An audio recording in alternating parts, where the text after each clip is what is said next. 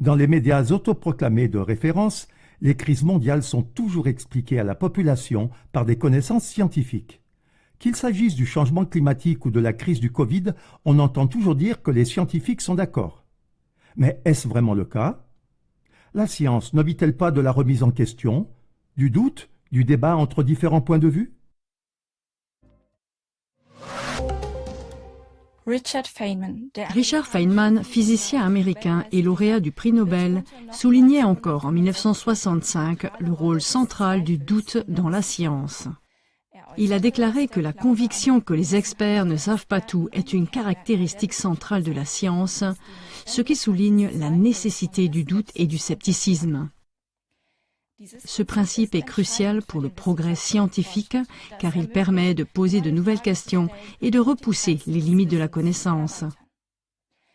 Feynman a insisté sur le fait qu'il ne fallait pas seulement laisser de la place au doute, mais qu'il fallait même l'encourager activement pour progresser. La réalité est toutefois différente.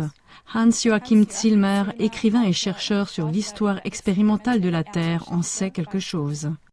Il s'y oppose avec véhémence et déclare « C'est une erreur répandue de croire que les nouveaux résultats de la recherche scientifique s'imposent automatiquement. Selon Zillmer, les médias jouent un rôle clé dans ce processus. Sous contrôle politique, ils décident quelles connaissances et quels modèles doivent être propagés et lesquels ne doivent pas l'être. De même, les anciennes théories sont supprimées si elles contredisent la vision nouvelle du monde. Pour citer Zillmer, les anciennes théories, tout comme les idées radicalement nouvelles et peut-être précieuses, ne reçoivent aucun soutien pour être rendues publiques. Christoph Kubantner est un scientifique qui, pendant la crise du Covid, s'est retrouvé dans le collimateur de la presse grand public parce qu'il mettait lui aussi en doute les avis des soi-disant experts.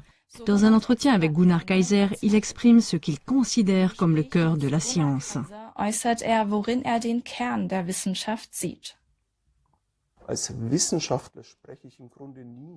En tant que scientifique, je ne parle en principe jamais de vérité. Il y a une phrase de Richard Feynman, physicien et prix Nobel, qui dit « Le cœur de la science est en fait la mise en doute des experts. Donc, si je pense scientifiquement, j'ai le devoir de remettre en question les opinions des experts et de faire progresser les connaissances de l'humanité. Et là, il y a souvent une confusion des rôles, même dans la communication scientifique chez certaines personnes. En fait, je devrais toujours dire à ce sujet, est-ce que je m'exprime en tant que scientifique ou en tant qu'expert? En tant que scientifique, on a même le devoir de remettre en question toute vérité présentée par des experts. C'est la mission même de la science.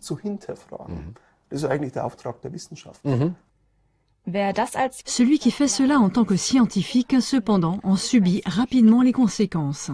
Le professeur Michael Mayen, spécialiste en sciences de la communication, fait l'objet d'un feu nourri de la part des médias établis, ce qui l'a maintenant conduit à une exclusion professionnelle totale.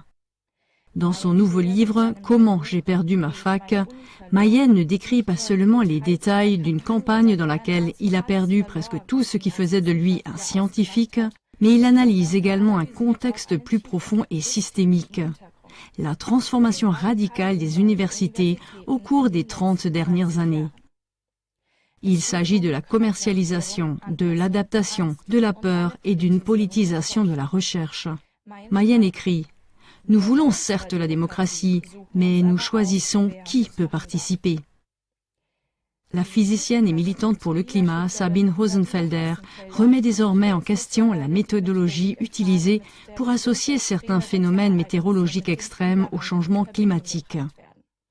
Elle dit « De nombreux climatologues savent à quel point les études qui sortent de ce centre de cartographie météorologique sont lacunaires, mais ils se taisent. » Il y a beaucoup de climatologues qui savent très bien que cette prétendue recherche n'est pas fiable, mais ils ne disent pas un mot parce que ce serait politiquement inconfortable. Anke Uhlenwinkel, professeur d'université en didactique de la géographie et des sciences économiques, a récemment publié un livre « Celui qui dérange doit partir, l'éloignement des professeurs critiques des universités ». Dans l'interview qu'elle a accordée à Auf 1, elle décrit le fait que de plus en plus de professeurs perdent leur emploi, non pas à cause d'un mauvais travail scientifique, mais parce qu'ils posent des questions gênantes. Ce qui était autrefois des lieux de débat libre sont aujourd'hui des institutions de peur, de censure et d'uniformisation politique. Celui qui ne correspond pas au récit dominant est renvoyé. Dans un entretien avec Elsa Mittmans-Gruber, elle parle des abus de pouvoir, de la mise au pas et de la trahison de l'idée de science. Elle est également d'avis que chaque citoyen ne peut se faire sa propre opinion que s'il a accès à toute la gamme des faits scientifiques. Et plus on est au courant des choses qu'en fait on pourrait tous connaître, et c'est beaucoup plus que ce qui est normalement discuté dans l'espace public, plus on en sait, plus on peut bien sûr se faire une opinion personnelle un peu fondée et aussi une opinion sociale, alors qu'en fait, la science communique ouvertement les choses au sein de la science. Oui, nous le voyons avec les protocoles du RKI. On y a discuté de science, mais pour ainsi dire, ce qui a été rendu public était quelque chose de complètement différent. Et dans cette crise Covid, certains scientifiques qui, je pense, avaient effectivement quelque chose d'utile à dire, n'ont tout simplement pas été entendus, ils ont été comme marginalisés. Nous y viendrons, car certaines personnes de notre étude en font partie, et si elles avaient été entendues, nous aurions eu au moins 2 avis, et nous aurions pu décider nous-mêmes, en tant que citoyens, ce que nous trouvions finalement le plus convaincant.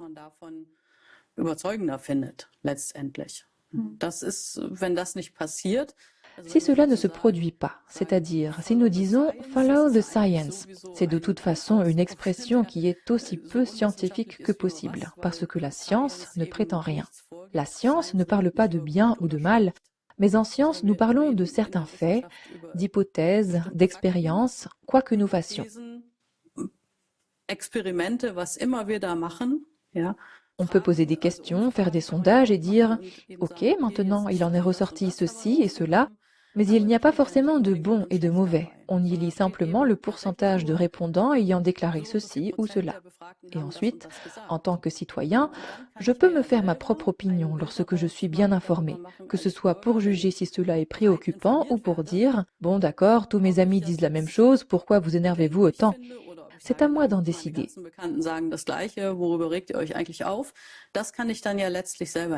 Mais si je n'ai pas cet éventail de résultats réels et qu'on me dit « oui, mais il y a ce résultat et nous le suivons », alors je ne peux justement plus le faire et c'est là qu'une société n'est plus libre, car on ne donne plus la liberté de décision à l'individu.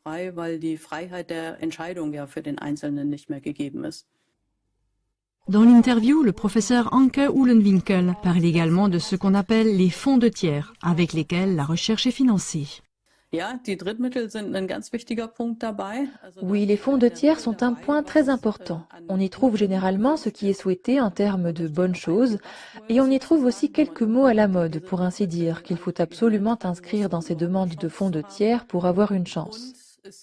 Et entre-temps, il y a en fait des fonds de tiers qui sont mis au concours et qui sont déjà pratiquement attribués. Le professeur Werner Kirstein a également abordé ce problème de financement lors de la 14e AZK et a inventé le terme « changement climatique politogène ». J'ajouterai plus tard que de très nombreux fonds de soutien sont mis à disposition ici, bien sûr, par l'UE et par les différents États. De nombreux scientifiques sont donc recrutés pour développer des programmes climatiques, pour faire de la recherche dans ce domaine afin d'obtenir des fonds. Le fait est que, venant moi-même d'une université, nous avons vu que le financement de base dans les universités ne suffisait pas du tout pour organiser un fonctionnement vraiment normal. Alors, que fait le scientifique? Il consulte le catalogue des subventions de l'UE et le catalogue des subventions allemandes. Et ça existe aussi dans d'autres pays. Et maintenant, on voit qu'on trouve un thème quelconque et qui correspond au changement climatique, et ensuite je fais une demande, je formule une demande, je soumets la demande à l'autorité correspondante. Et voilà que dès que le mot réchauffement climatique ou augmentation de la température apparaît dans un contexte quelconque, l'argent afflue. La chose la plus curieuse que j'ai vécue, c'est quand un groupe de biologistes, donc pas du tout des climatologues, ils ne savaient pas du tout ce qu'était le changement climatique, le réchauffement de la planète. Ok, on peut s'en occuper, et puis le sujet des biologistes était le comportement des vers de vase quand la température augmente.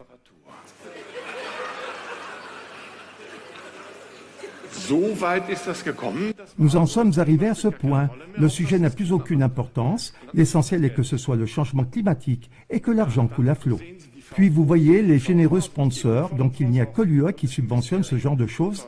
Les ministères fédéraux subventionnent aussi ce genre de demandes et la recherche a de quoi faire. Ça concerne beaucoup de mes collègues. Alors je leur dis, mais qu'est-ce que vous faites? Vous ne vérifiez pas la véracité des faits? Qu'est-ce qui se passe? Eh bien, nous avons besoin d'argent. L'argent doit affluer. Comment allons-nous exister si nous n'avons pas d'argent?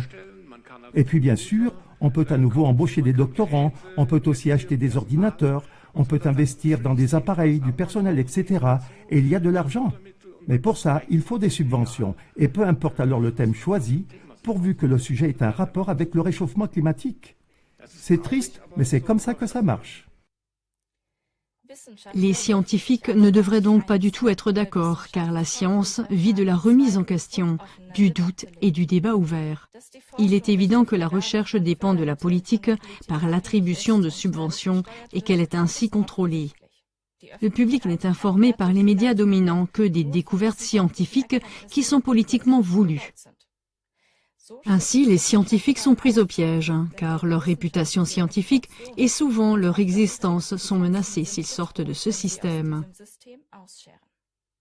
C'est pourquoi je lance un appel à tous les chercheurs sincères, ces scientifiques qui veulent faire de la recherche honnête, pour qu'ils ne se laissent pas corrompre, mais qu'ils élèvent la voix, apportent des preuves contraires et fassent preuve de courage en dénonçant les abus. Beim Ansprechen der Missstände.